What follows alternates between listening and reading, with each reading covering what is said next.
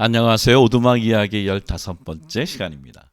5분의 책 2권 막 읽어주는 목사. 일반 서적이 질문하고 신앙 서적이 대답하는 시간입니다. 먼저 일반 서적은 엄마를 부탁해 라고 하는 소설을 쓰신 신경숙 작가의 첫 번째 산문집. 33살 때에 자기 인생에 단 한 권의 산문집을 남기겠다 하면서 썼던 책. 아름다운 그늘이라고 하는 책입니다. 그는 소설가의 삶을 사는 게 쉽지 않음을 8페이지에 이렇게 얘기합니다. 비밀이 없는 사람은 옷을 안 입고 서 있는 사람과 마찬가지라는데 생각이 거기까지 미치면 머리가 지근지근 아프기도 했습니다. 옷을 안 입고 사는 사람.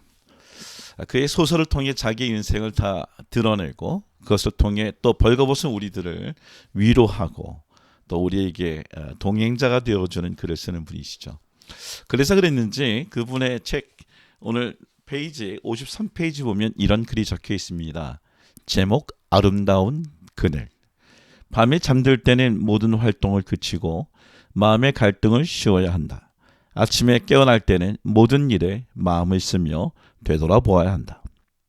밤에 잠들 때 모든 갈등을 쉬게 할 수만 있다면, 아침에 깨어날 때 모든 일에 마음을 쓸 수만 있다면 나는 나의 무엇이든 내놓을 수 있겠다. 그러지 못해 늘 뒤죽박죽 있어야 할 곳이 다른 자리에 몸을 두고 헤맨다. 어쩌면 요즘 우리를 코로나 바이러스로 인해서 밤에 우리가 가진 갈등을 잊지 못하고 아침에 우리가 해야 할 일들을 하지 못하는 시간을 살고 있습니다. 우리에게 아름다운 그늘이 필요하다. 오늘 신앙서적 짐 엘리엇의 아내인 엘리자베스 에일렛이 썼던 전능자의 그늘이라고 하는 책을 소개합니다.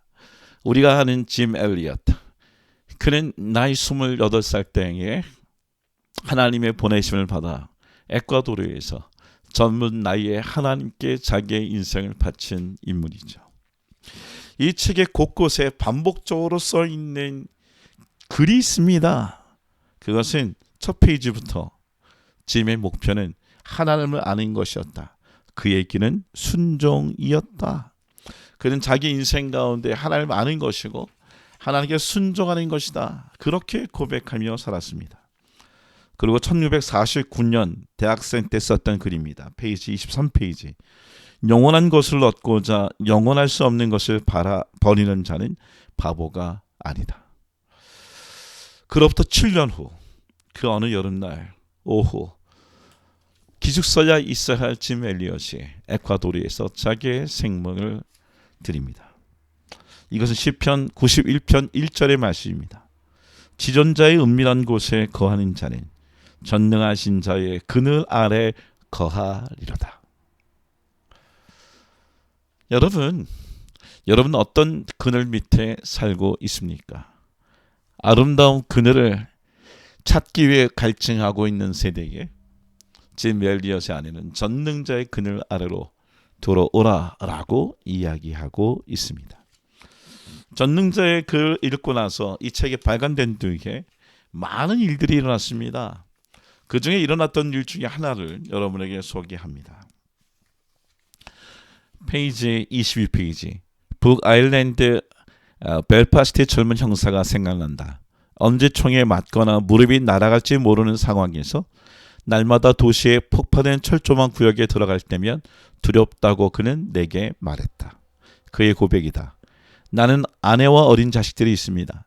내가 무서운 것은 그들 때문입니다. 그때 누가 내게 전능자의 그늘을 주었습니다. 밤에 잠자리에서 그 책을 읽는 동안 시종 울며 기도했습니다.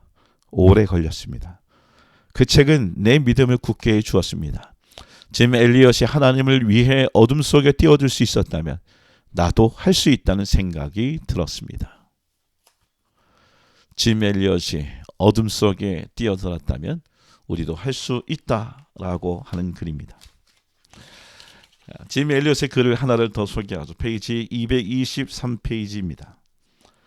당신을 위해 기도합니다. 당신의 모든 염려가 감사로 녹아지게 해달라고 말입니다.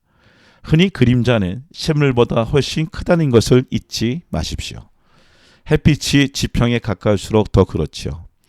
때로 바짝 다가서서 보면 미래에 대한 두려움에 눈앞에 캄캄할지 모르지만 멀찍이 떨어져서 보면 그 실체는 작은 점에 지나지 않습니다.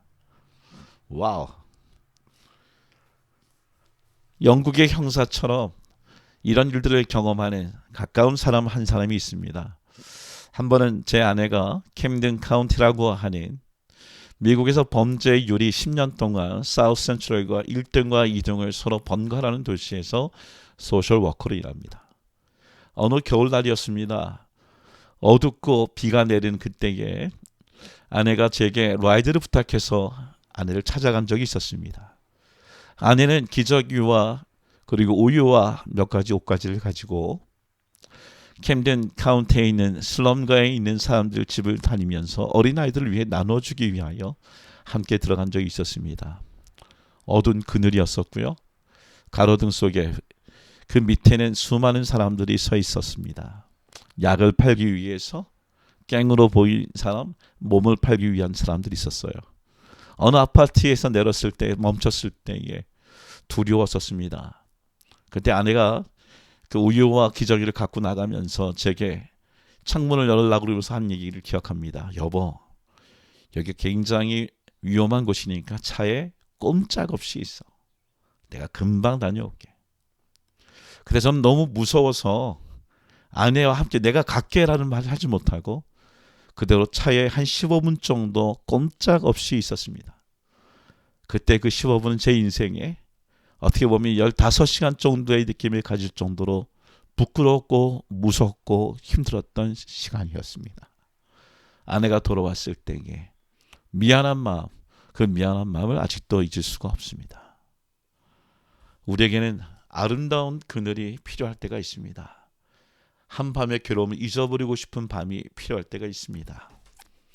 짐 엘리엇의 아내 이렇게 얘기합니다. 전능자의 그늘 밑으로 들어오라고. 전능자의 그늘 밑은 안전합니다. 안전합니다. 오늘 그것이야말로 가장 아름다운 곳입니다.